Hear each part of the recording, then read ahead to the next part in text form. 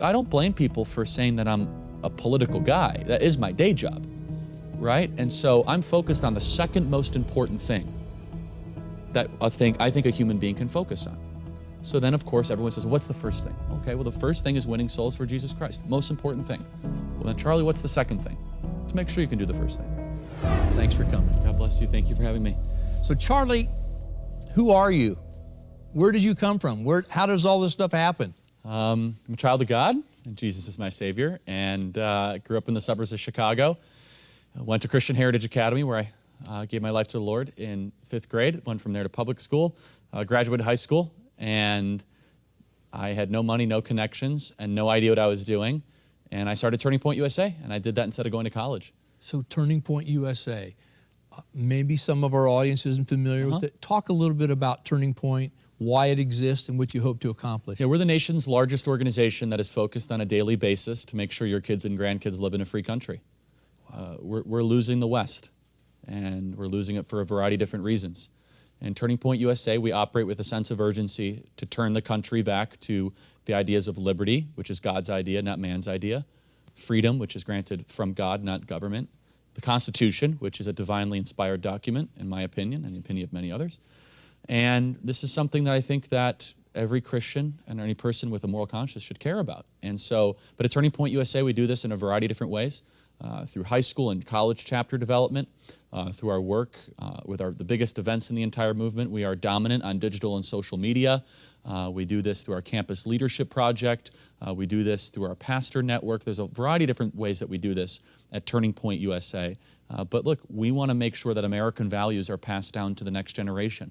And we make very clear moral claims that liberty and freedom is not just the best way to live, but it's necessary for a flourishing human existence. What do you consider to be the defining issues of our day? Oh, there's several. To kind of bring it to a metaphysical realm, what is truth and what is true? And that kind of explains the whole transgender debate. It explains kind of the idea of racial politics in America. So definitely objective versus subjective existence is one of the biggest issues, no doubt.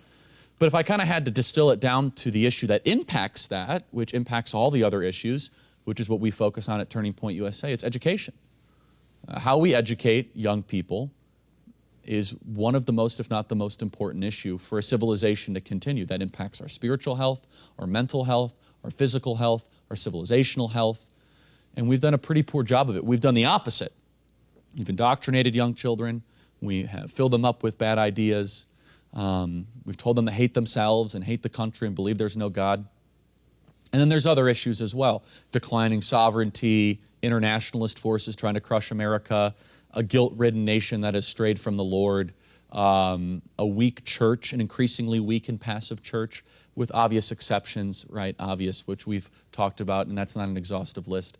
So yeah, I mean, these are some massive issues. A spiritual battle that it seems as if so many people don't even want to admit exists. So I could focus on any of those, but that's definitely a starting point.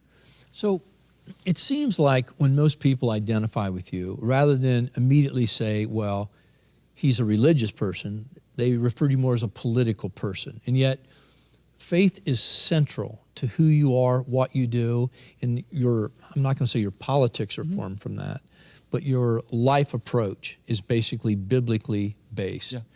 So how does someone who is so biblically based find themselves in the midst of so many controversial political things? How has that emerged, Charter? Or how has your voice found its way into those places? Yeah, I've been a Christian since 5th grade, and I've always just kind of been a political animal. I've just kind of enjoyed trying to call out lies and deceit and, untruth and mistruths, I guess you could say. And I don't like bullies, and I don't like the strong terrorizing the weak. I've never liked that. And that's a moral claim, by the way, that comes from the Bible. So politics kind of puts all that together.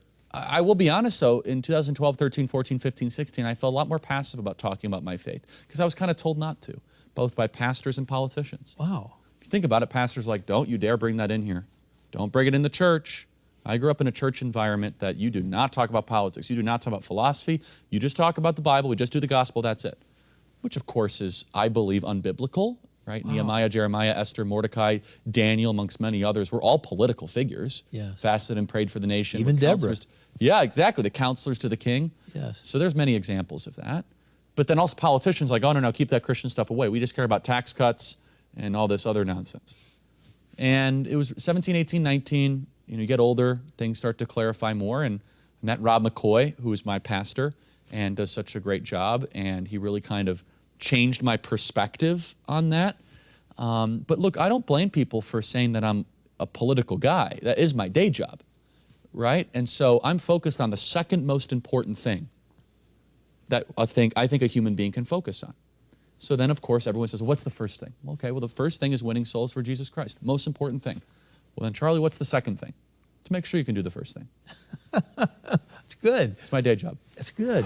So when we talk about believers and standing up for our rights, what does the Bible say about getting involved? I know you touched on it, but what should we do?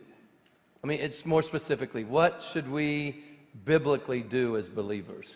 Yeah, and some people believe that the church or Christians should not comment ever about local politics or about being a citizen. They say, all we do is the gospel, and we don't get engaged in those sorts of things. Well, then, there's a lot of verses that they're going to have to explain with that sort of a position.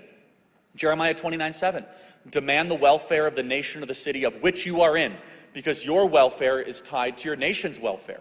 That's the Lord speaking in Jeremiah 29:7. Now, in every church you'll go to, you'll probably hear Jeremiah 29:11, which is one of the most quoted scriptures, for I know the plans I have laid in front of you. But rarely do you hear about Jeremiah 29:7, which is a commandment to care about what's happening in the local nation or city. Not to mention Daniel, Esther, Mordecai, Nehemiah, Jeremiah, and let's just focus on Daniel in particular.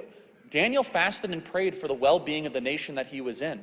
And so Daniel was faced with a choice that the American church was faced with, that Steve Smotherman was faced with, that Legacy Church was faced with. It was the Daniel trial. And I'll tell you, before we go any further, 98% of American churches failed the Daniel trial.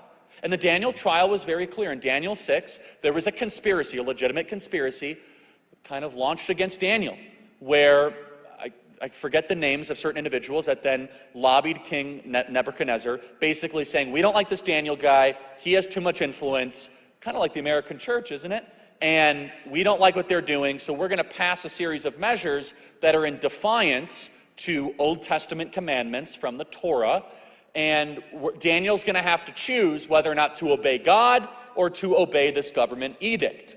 And one of the orders was that you are not able to pray in a certain capacity, especially in public and facing the city. So Daniel hears about this, and the scriptures tell us that Daniel was grieved by it, but then Daniel made a conscious decision.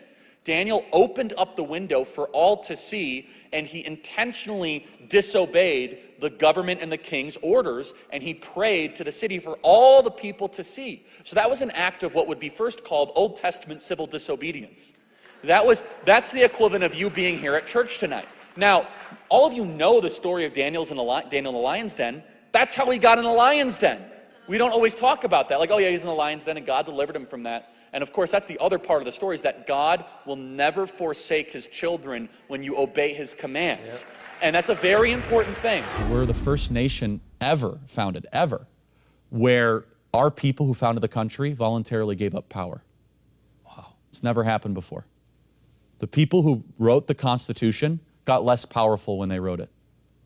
It's never happened before. We're the only country where you could say we have a date and a birthday. Not at the time. For example, what is China's birthday? They're like, I don't know, like 600 BC. Okay, that's not very specific. Like, what's France's birthday? I don't know, they kind of came up. But the fact we have a date's a big deal. Why? Because we made specific moral claims. We said that when in the course of human events it becomes necessary for one people to dissolve the political bands that ties the one to the other, the separate but equal station, it goes on to say the laws of nature and nature is God. That's a big deal. And we made moral claims of that. And with 55 out of 56 of the signers of the Declaration of Independence were Bible-believing, church-attending Christians. We're the most charitable, generous, productive, open-minded, accepting country in the history of the planet. So yeah, I think we're exceptional. That's awesome. Charlie, what advice would you give to our viewers who are afraid to take on controversial issues? I get it. It is hard. So you just have to admit one truth, and then you could chart your course from there, which is you will not be able to get your country back and keep everything you have. It's impossible. You will lose friends, you'll lose contracts, you'll lose relationships, but you will gain in wisdom and in courage, and you'll actually end up gaining in friendships that matter. So no, the fear is totally correct if those things matter to you. What can we do to stay informed and not get overwhelmed? Yeah, so that's the other thing where people say, what can I do? What can I do? What can I do? Learn every day. Dedicate time to learn. I love learning. And learning is so important because it will make you less anxious about what's happening around you. And so, for example, if you know the characteristics of a constitutional republic and where they're trying to head us, you have such clarity on what their plan is, and then you'll be informed and empowered on how to stop it. You'll know what the Constitution says and does. Separation of powers, consent of governed, independent judiciary. All these are unique characteristics of a constitutional republic. And I know a lot of people watching this are just, I feel like I'm losing my country. I feel like I'm losing this. And there's two ways there's three ways. There's three ways people react to it, right? They react to it by being despondent and they just check out. Like, I'm done. Yeah. Wrong answer. Yeah. Daniel fasted and prayed for his nation. Jeremiah 29:7. Which is demand the welfare of the nation of which you are in, because your welfare is tied to the nation's welfare. Wow. That's the Lord speaking. Wow. It's good.